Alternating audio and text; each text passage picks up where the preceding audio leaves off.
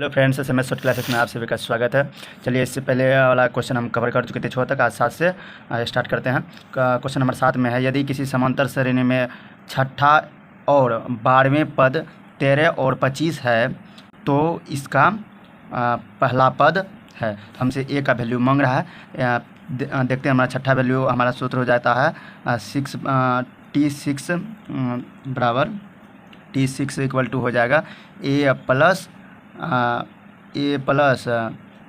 5D। ये हमारा सूत्र इसमें लग जाएगा छठा टी में, और 12वां टी में हमारा आ जाएगा ए प्लस 11D। हमारा ये आ गया सूत्र। इसी पर हम बनाएंगे। दिया हुआ इसका वैल्यू दिया गया है, हम इसका वैल्यू पुट करते हैं। ए प्लस 5D इक्वल टू दिया गया है 13। उसके बाद हमारा ए प्लस 11D इक्वल टू दिया गया है 25। इसको मानते हैं इक्वेशन 1, इसको मानते हैं सेकंड। उसके बाद क्या करते हैं, दोनों को हम सॉल्व करेंगे। तो देखिए, माइनस कर देते हैं, दोनों का अंतर कर देते हैं, घटा देते हैं। तो माइनस करेंगे तो हमारा ये कैंसिल आ जाएगा, डी बराबर हो जाएगा। और माइनस करने के बाद 6D इक्वल टू, इसको अगर माइनस करते हैं तो हमारा आ जाएगा अंतर 25 में से चल जाएगा 13, तो 12 बच जाएगा। ये हमसे कट जाएगा 6 से 2 बार में, तो डी बराबर आ गया 2। और ए का वैल्यू हम इक्वेशन 1 में पुट करेंगे तो ए का वैल्यू आ जाएगा। देखिए, यहाँ पर हम अगर 2 पुट करते हैं 10 हो गया, ए का वैल्यू आ जाएगा 3। इसको आप ध्यान में रखिएगा। हमसे पूछा गया था कि पद ए, तो यही हमारा आंसर आ गया। फर्स्ट टर्म पूछा गया था तो आंसर आ गया 3 नंबर। और भी एक दूसरा तरीका से बन सकता है ये। तो देखिए, इसको क्या करेंगे, वो थोड़ा लॉन्ग हो जाएगा, चलिए रहने नहीं देते हैं। नेक्स्ट क्वेश्चन देख लेते हैं। नेक्स्ट क्वेश्चन में कह रहा है कि एक शंकु का आयतन 1570 सेंटीमीटर क्यूब है। यदि उनके आधार का क्षेत्रफल 314 सेंटीमीटर स्क्वायर है तो इनका ऊंचाई क्या होगा। तो हमको सबसे पहले आधार का क्षेत्रफल बराबर हमको सूत्र आना चाहिए था। आधार का क्षेत्रफल बराबर फार्मूला हो जाता है पाई आर स्क्वायर। तो हम सबसे पहले आर का वैल्यू निकाल लेते हैं। जैसे पाई आर स्क्वायर इक्वल टू दिया गया है 314। तो देखिए, आर बराबर निकल आएगा, ये हमारा आ जाएगा, इधर पाई आ जाएगा, इस साइड में आ जाएगा 3 ये बटे पाई। तो पाई का वैल्यू जो है 2 गो होता है, आप सभी को याद होगा। तो पाई का 22/7 होता है, और पॉइंट में जो है 3.14 आता है, तो हम पॉइंट वाला भी वैल्यू ले लेते हैं। तो देखिए, आर बराबर आ जाएगा 314 3.14। जब पॉइंट उड़ाएंगे तो हमारा आ जाएगा यहाँ पर 100। ये हमारा कैंसिल हो जाएगा 1 से। तो आर का वैल्यू आ गया 10। क्वेश्चन नंबर 9 में कि कोसेक 45 का मान, तो हम आप सभी को बताए थे कि साइन 45 का वैल्यू होता है 1/√2। यह आप सभी को भी याद होगा। कोस 45 का वैल्यू सेम होता है 1/√2। तो देखिए, उसके बाद ये 10 का याद रखना चाहिए, 45 का वैल्यू 1 आता है, इसको आप याद रखिएगा। और इसी का उल्टा जो है, इसका उल्टा आ जाता है कोसेक 45। इसका उल्टा अगर करते हैं हम तो सेक 45 बराबर होता है, इसका उल्टा करेंगे तो हमारा आ जाएगा कोट 45 का। उल्टा का मतलब होता है कि इसको पलट देंगे तो आ जाएगा √2। इसका भी अगर पलटते हैं तो √2 ही आएगा, इसका भी अगर पलटते हैं तो 1 ही आएगा। तो ये हमसे पूछा गया था सेक 45 का, तो हो जाएगा √2। चलिए, इसको आप याद रखिएगा, इसका चेंज ये होता है, इसका चेंज ये होगा। इस प्रकार से आप भी कर सकते हैं सॉल्व। हमारा आंसर आ गया C नंबर। चलिए देख लेते हैं क्वेश्चन नंबर 10 कि पूछा गया है A1/A2 not equal to B1/B2। तो ये हमारा आ जाएगा। और ये हमारा आ जाएगा। इसको पूछा जाता है कितना हल होता है, उसमें एक हल होता है, एक हल होता है। और इसी को दूसरे टाइप से पूछ देगा, और द्वितीय हल होता है, और द्वितीय हल होता है। और इसमें पूछा जाता है कि कौन सा मतलब समीकरण बनेगा। तो इसमें रेखा कौन सा बनेगा, तो प्रतिच्छेदी रेखा बनेगा, प्रतिच्छेदी रेखा बनेगा। इसको आप ध्यान में रखिएगा। चलिए, हमसे पूछा गया था। और जो है इसमें हो जाएगा संगत समीकरण बनाएगा। इसको आप ध्यान में रखिएगा, संगत समीकरण बनाएगा। तो हमारा आंसर आ गया। देखिए, यहाँ पर क्वेश्चन नंबर 1 में आ गया, संगत होगा। इसको आप ध्यान में रखिएगा। चलिए, क्वेश्चन नंबर देख लेते हैं कि 11 नंबर की त्रिघात बहुपद का सबसे व्यापक रूप है। तो देखिए त्रिघात और द्विघात पूछा जाता है। थोड़ा सा हम त्रिघात और द्विघात के बारे में बात कर लेते हैं।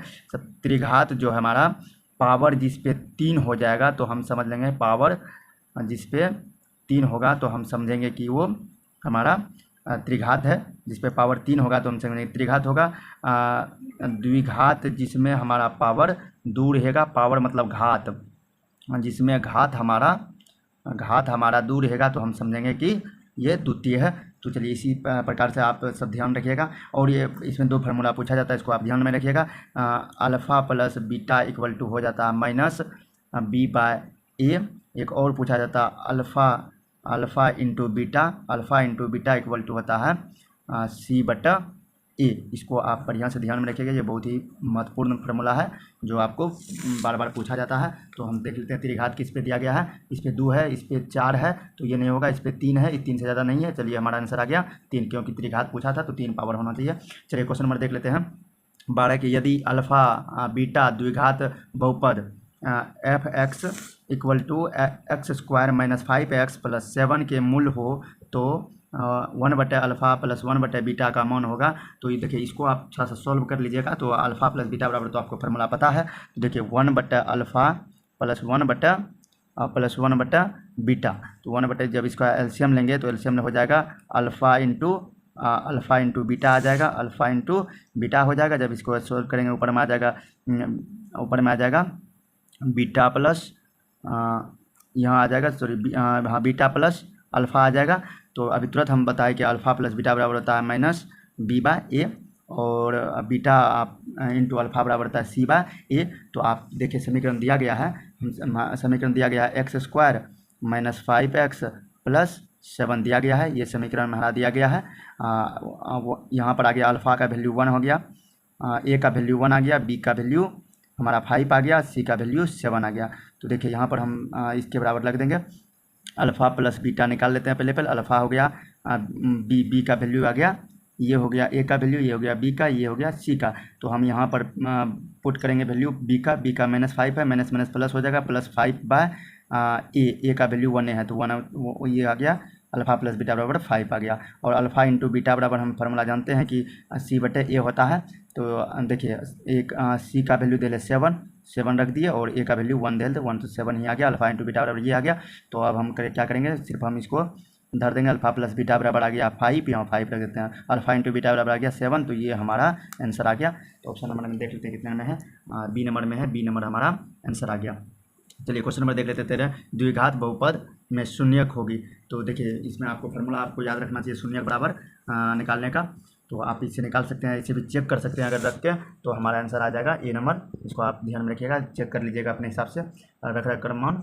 चलिए देख लेते हैं क्वेश्चन नंबर 14। यदि अल्फ़ा तथा बीटा द्विघात बहुपद f x equal to x square plus 2x plus 3 का मूल्य हो तो अल्फ़ा प्लस बीटा का मान। देखिए सेम वही क्वेश्चन है, इसको आप सोल्व कर लीजिएगा। तो ये हमारा आंसर आ जाएगा, देखिए सोल्व कर लीजिएगा, हमारा आंसर आ जाएगा सी नंबर। उसी प्रकार से आप सोल्व कर सकते हैं, सेम है सवाल। क्वेश्चन नंबर देख लेते हैं 15 कि दो रैखिक समीकरणों के आलेख प्रतिच्छेदी रेखाएं है तब रेखा समीकरण युग्म है। तो देखिए अभी हम तुरंत प्रतिच्छेदी रेखा के बारे में बोले थे कि वो द्वितीय होगा, नहीं तो एक हल होगा, उसी का नाम है एक हल। तो हमारा आंसर आ गया एक हल। चलिए क्वेश्चन नंबर देख लेते हैं। क्वेश्चन नंबर 16 में है कि निम्नलिखित में कौन परिमेय संख्या है। तो थोड़ा सा इसके बारे में बात कर लेते हैं। परिमेय संख्या, वो परिमेय संख्या, तो आपको सिंपल सी बात ध्यान में रखना है कि परिमेय संख्या और अपरिमेय संख्या। देखिए अगर ना कि परफेक्ट रूट आ जाता है, जैसे 16 आ गया, 16 का 4 आ जाता है, जैसे ना हम 25 ले लिए, 25 का रूट आ जाता है 5, परफेक्ट रूट आ गया तो समझिएगा परिमेय है। परफेक्ट रूट नहीं आया, जैसे ना 2 ले लिए तो इसका परफेक्ट रूट नहीं होता है, 1.41 हो जाता है, तो देखिए परफेक्ट तो नहीं हुआ। जैसे हम रूट 3 ले लिए, 3 का तो आ जाता है 1.73, तो देखिए परफेक्ट तो रूट नहीं आया, पॉइंट में आया, इसलिए इसको कहेंगे अपरिमेय। जो परफेक्ट आ जाएगा तो उसको समझेंगे हम अपरिमेय। तो देख लेते हैं ऑप्शन के हिसाब से। तो देखिए हमसे पूछा परिमेय, तो ये हो गया अपरिमेय, क्योंकि ये परफेक्ट रूट नहीं है।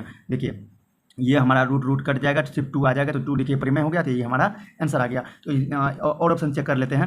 अब 4 प्लस रूट 5 का वैल्यू 2 पॉइंट समथिंग आता है, तो उसको आप ध्यान में रखिएगा। देखिए यहाँ पर रूट 16 दिया गया है, तो 16 है यहाँ पर, आप ध्यान में रखिएगा। 16 का तो सॉरी यहाँ पर 16 नहीं दिया गया है, कुछ दिया 10 दिया होगा।